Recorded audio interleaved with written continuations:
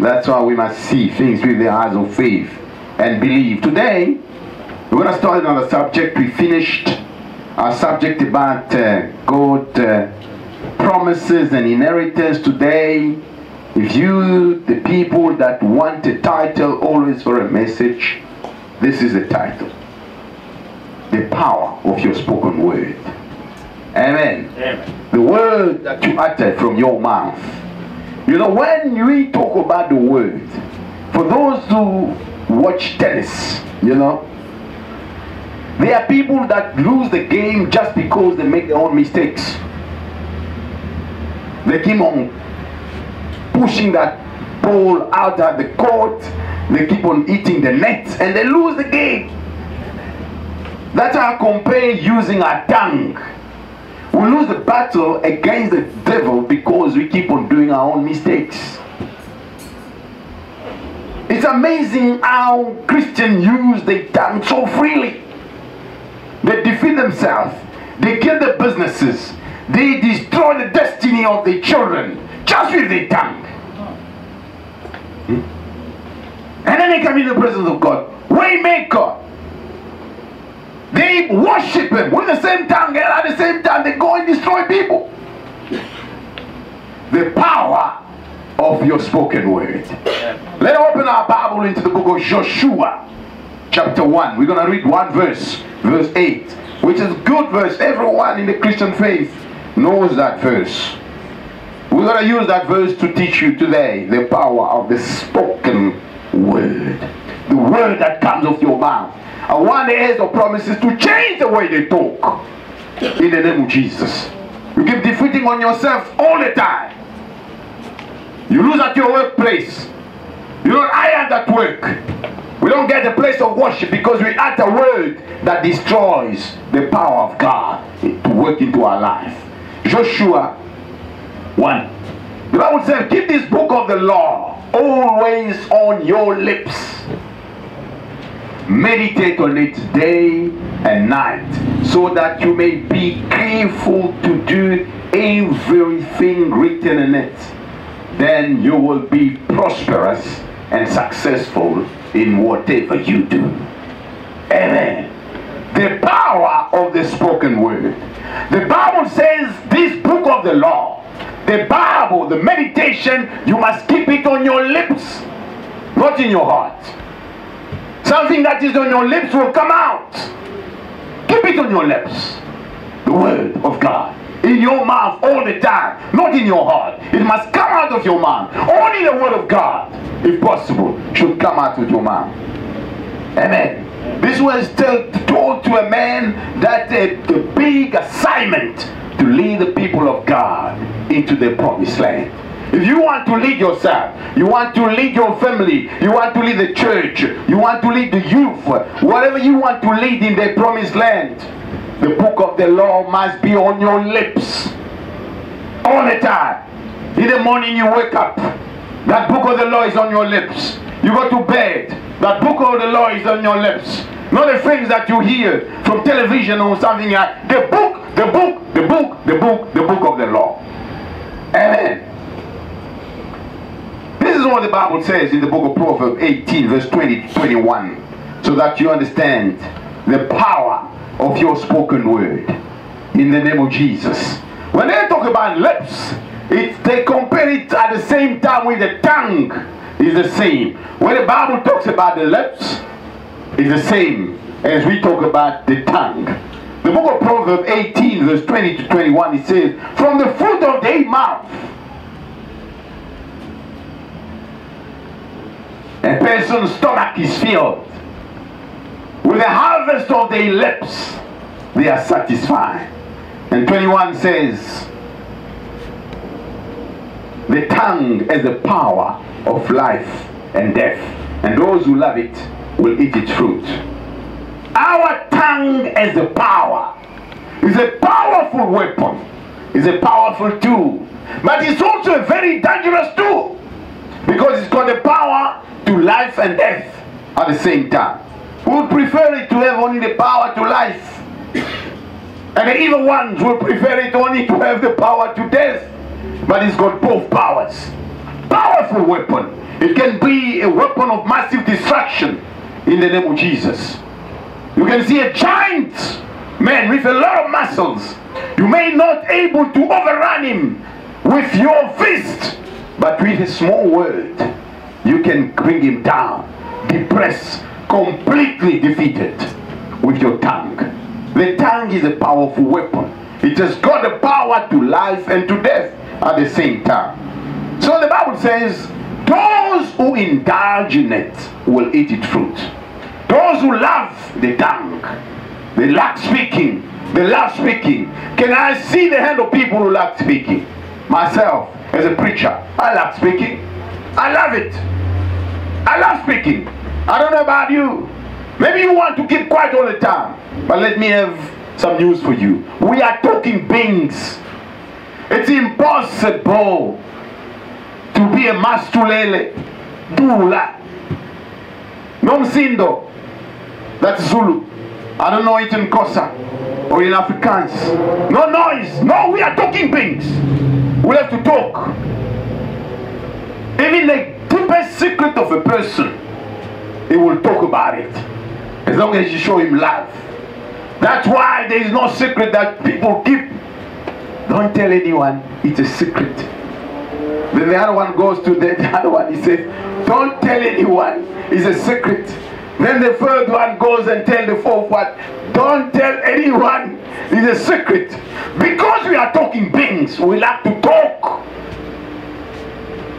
We like to talk. I like to talk. But I want to eat it fruit. But a good fruit, not a bad fruit. That's what I want to show you today. That you'll have to use your tongue. Use it a lot, but use it wisely. It will change your destiny. It will bring you into the land of your inheritance. It will bring you the work that you want. It will bring you whatever God has promised you. Your tongue. In Jesus' mighty name. It has got the power to life and death. In the name of Jesus. We are talking beings. So how do we do now to eat the good fruit of it? I've told you. Some people, they say, no, I will shut up. I won't talk. I know a lot of people when, they cause trouble all the time. And they put them together. What did you say? Now that you say, why did you say this? Why did you go spend the people? Then they cry.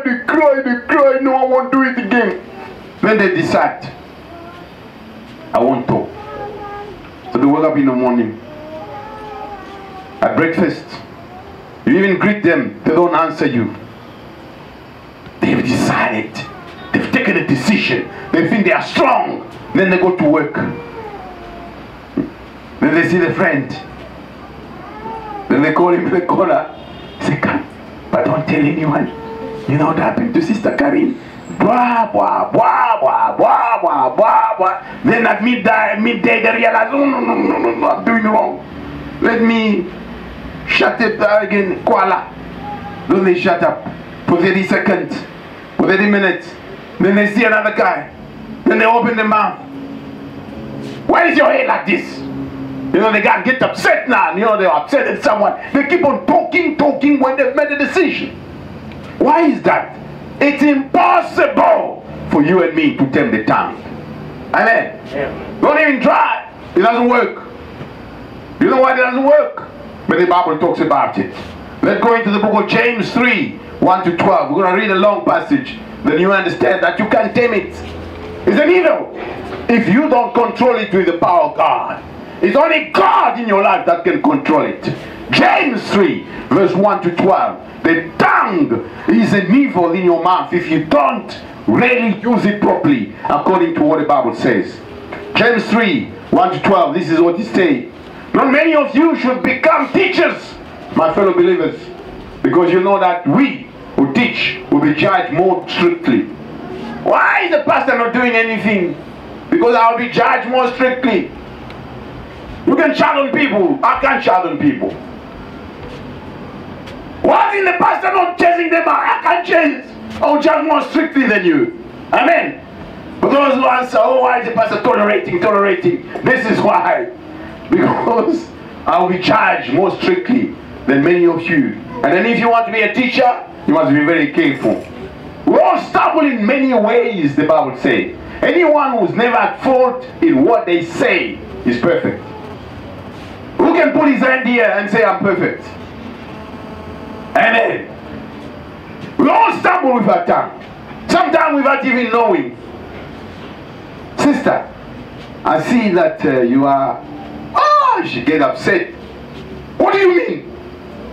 I've been fasting or doing for many days. Don't you realize, oh my word, I just made a mistake, you know? Every time, you know? Even us as doctors, you see a couple coming, then you say to the what?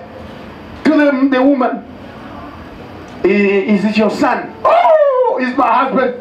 Then you realize, oh, shh, I've stumbled. All the time we do it. Amen.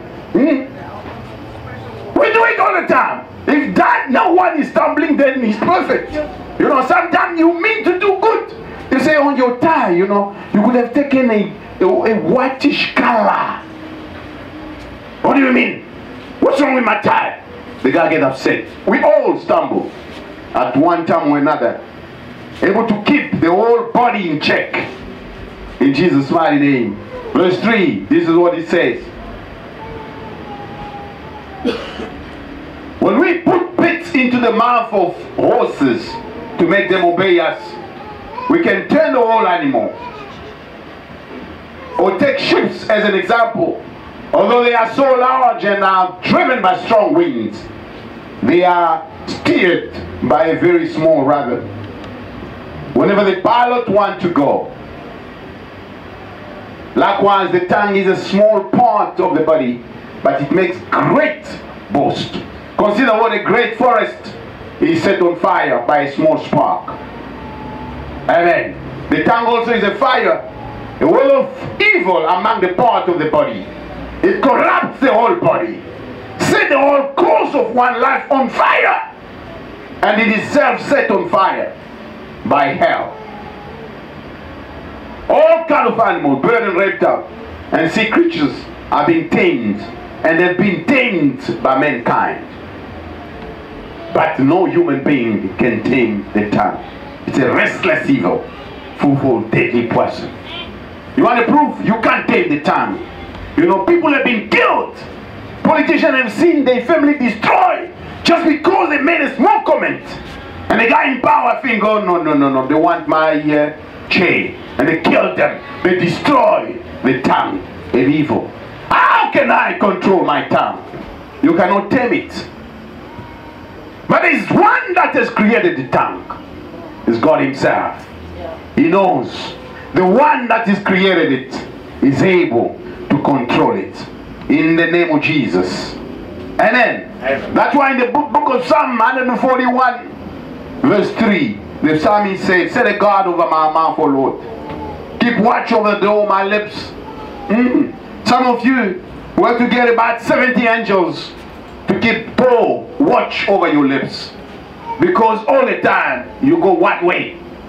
Immediately you see 2 or 3 people. And they know you. Even if you got a secret, someone knows. Just go and sit next to her. Even for 5 minutes, she will start. She will open up. They know you. I pray so that your wife will protect you. Your husband will protect you. Each time you got a secret, he close you inside. No going out, because he knows immediately there is someone across. You will open it up and then start giving. That should be your prayer. Say the God over my mouth. Psalm 141 verse 3. Keep watch over the door of my lips. In the name of Jesus. Amen. Amen. The first day I heard my wife saying that prayer, you know, I said, oh, is it in the Bible? I started looking for it. And then until I found it, you know, it's in the Bible. Ask God to set up guards on your mouth so that you don't go all the time. Say the guard over my mouth, Lord. Keep watch over the door of my lips. In the name of Jesus. I don't want to keep quiet. I want to talk. I want to eat the fruit of the tongue, but the good fruit. I want life to come into my life. I want to set my business in the path of life with my tongue. And I can do it. That's why I've meditated on this word that I'm sharing with you. You must know how to use your tongue perfectly well. How serious it is. It is very serious. Even God himself is upset when you talk badly. If you go in the book of Malachi 3, we won't read it, verse 13 to 15. God says, your word are stuck against me. If your word can be stuck against God, just imagine. Your words are stuck against God. Some of you, you have even determined God want to bless you, but your word are stuck against the situation because you keep talking. I know many women, because of the first experience they had for the first child, they keep on confessing. This is the first and the last. This is the first and the last. This is the first and the last. And guess what happened? And it was the first and it was the last. The power of the spoken word. You have to control what comes out of your mouth. You have to say good things. It's extremely important. Amen. You don't know what you say. Nations have changed because of what people say it. You know, for people who know history, you know how America came to send a person in the moon? Way back in 1961. For those who know history, 25th of May, the then President of the United States, called Jeff Kennedy, in a joint sitting of Parliament, he said to America, by the end of this decade, will put a person in the moon. The technology was not known. No one knew when he was saying it, how to put a man on the moon. That nation went through 3 wars in that decade. They lost the Vietnam War. The same president that they said it was killed, assassinated. Yet in 1969, in June 20th, America put 2 people on the moon. The power of the spoken word. Amen. Yeah. God himself, when he created the world, he spoke. Amen. He spoke. The Bible says, and God said, and God said, and God said, and God said. It's got the power to create. Not you. Don't believe in the new age kind of one. You can't create anything. As a Christian, God has created everything. We take things that are unknown, in the unknown realms that God has created. With a spoken tongue, we bring them into the realm of the visible. Amen. In Jesus' mighty name. Amen. Say to your neighbor, the power of the spoken word. Are you hungry? Do you want to feed your family? Do you want to feed your stomach? The Bible says, from the fruit of your mouth, a person will fill your stomach. Your stomach will be filled. Amen. Amen. We bought this house with the power of the spoken tongue. We said, we're going to have a place in Cape Town. Amen. Amen. We're going to buy a place here to worship God with the power of the spoken tongue. Whoever hears it, angel must hear it, evil people must hear it. We're gonna do it in Jesus' mighty name. Amen. Amen. Amen. God says this. Let's go to that verse in the book of Numbers 14 verse 28, sorry. This is about Israel. They were wandering in the desert. They keep on talking about death. Do you bring us in the desert to kill us? To kill us. They're talking. Numbers 14, verse 28. And then this is what the God said to Moses. He said to Moses, so tell them, as surely as I live, declares the Lord Almighty, I will do to you the very thing I hear you say. Amen. There's where you have spoken in my hearing, I will do it for you. What are you speaking in the hearing of God? Many people, I hear them say, if you confront them, why do you say that? I didn't mean it. Why do you say things that you didn't mean? What's wrong with you? Come on, pray for you. For those demons to go out. We're going to send you to a psychiatrist. Don't say things that you don't mean.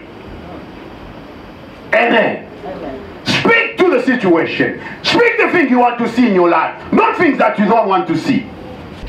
Jesus himself, when he was talking, he taught one of the principles that is really foundational.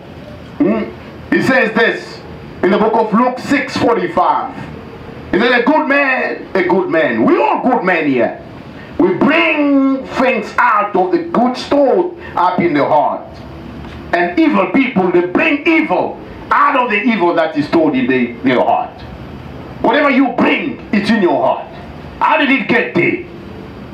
Because the Bible says, in the abundance of your heart, your mouth will talk. So if you want to change first, what comes out of your mouth, as I told you, pray so that God will put a stop in your mouth. Take that verse down if you like talking. Meditate on it day and night.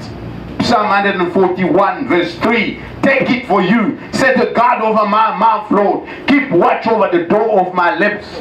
And ask God to increase the number of angels.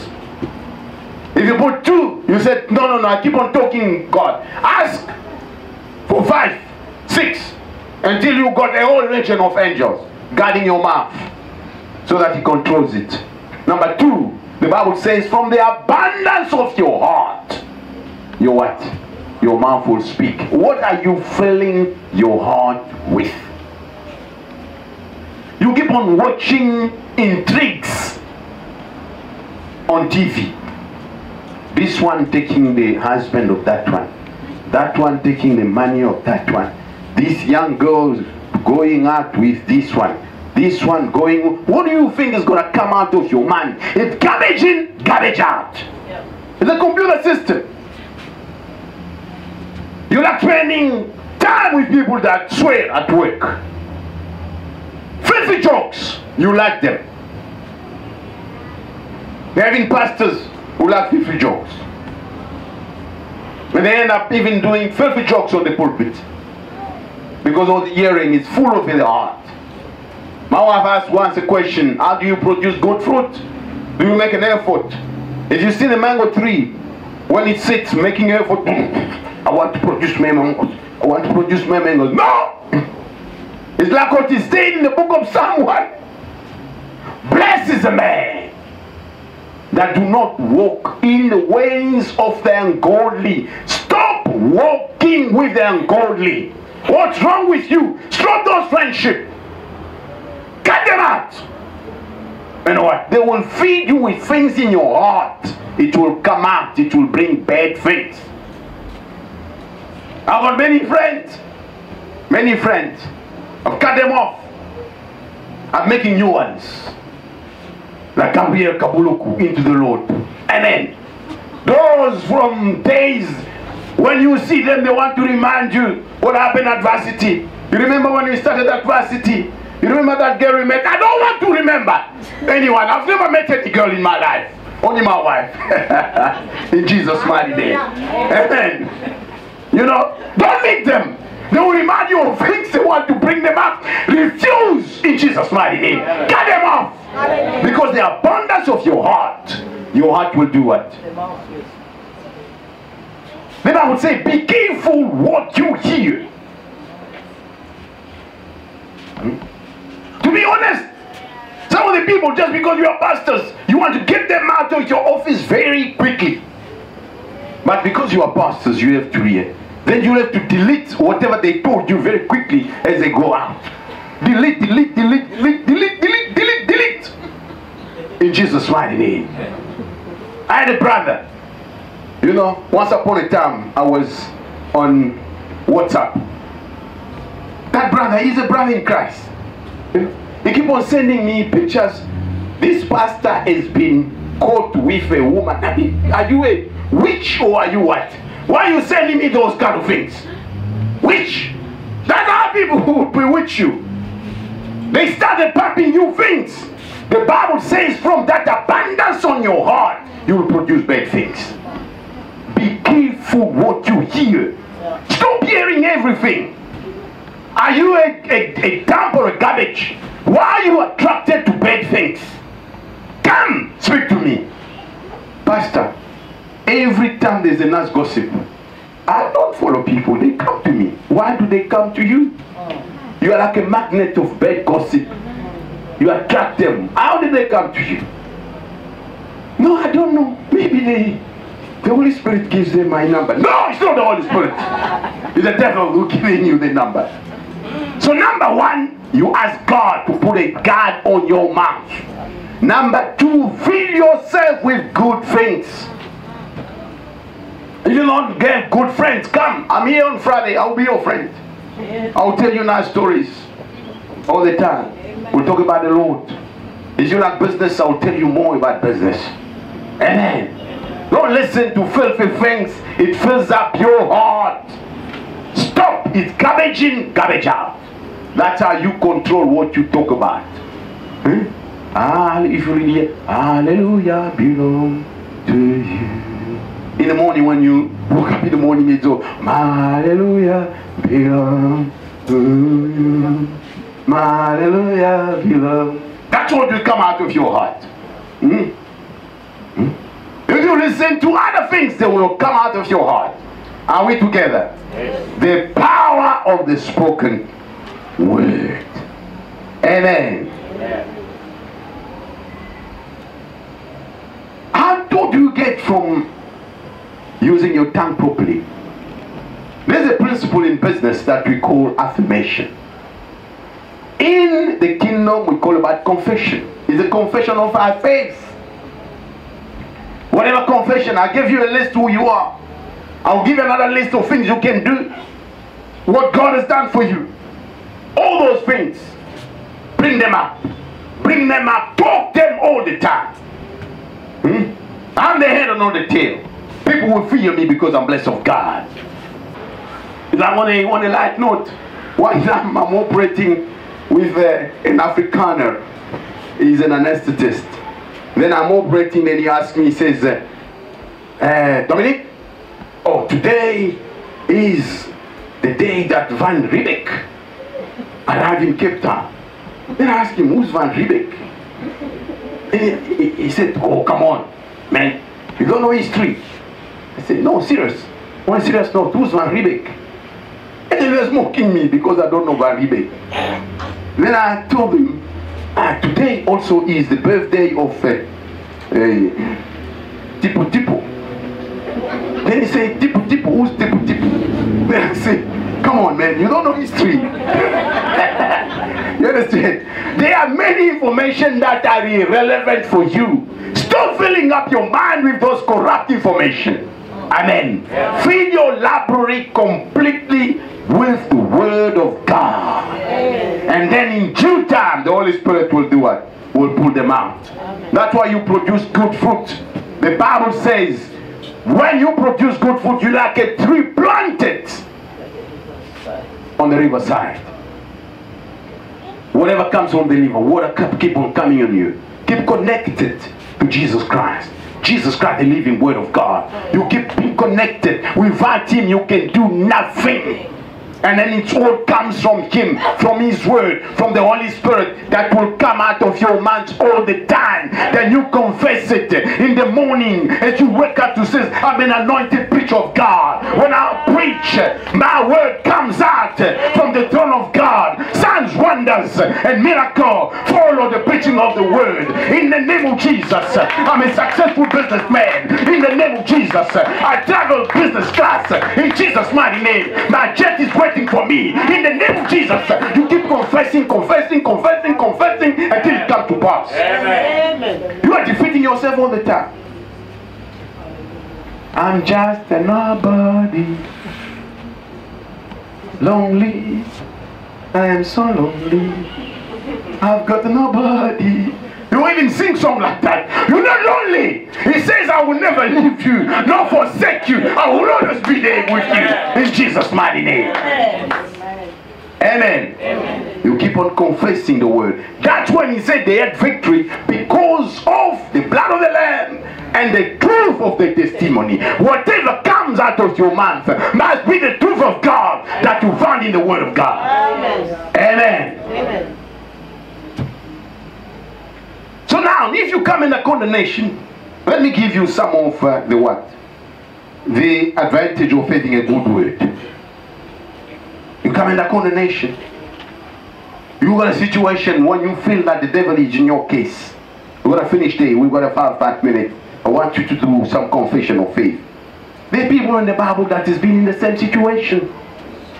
Look at what happened to Esther and Mordecai.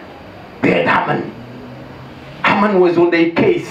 he decided to kill all the people. They were in a desperate situation. But he went to the king. You've got 100% 24 hours access into the presence of the King of Kings. You can change the situation. We go in the presence of King all the time. And they went into the presence of the king. And this is what the king told them. We find it in the book of Esther 8. Verse 8. I'm going to finish there. We're people of excellence. We finish on time. The power of the spoken word will stay excellent. Esther 8. Verse 8. This is what the Bible says. It says this. Let me come here so that I will see.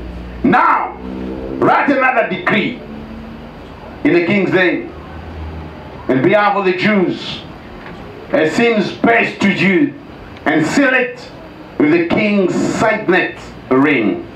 For no document written in the king's name and sealed with this ring can be revoked. Whatever the devil is trying to bring to you, I don't know your situation. God knows. You've got 100% access into the presence of King.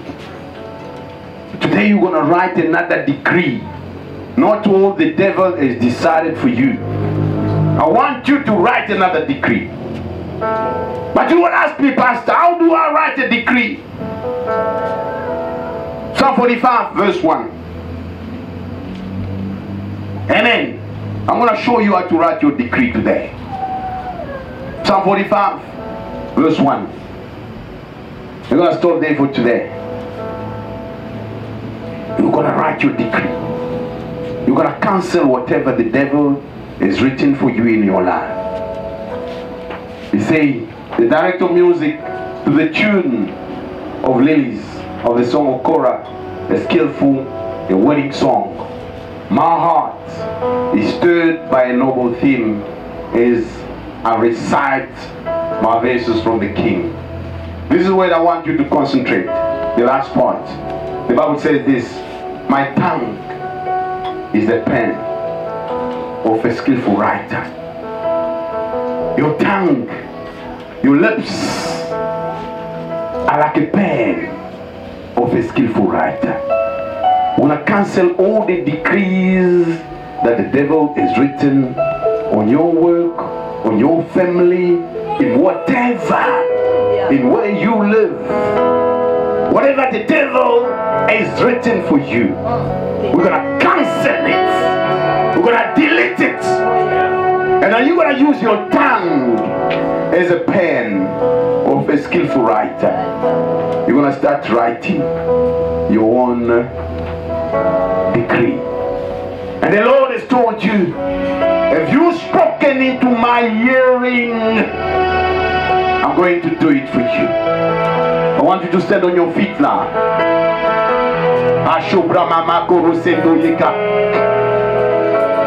Yes,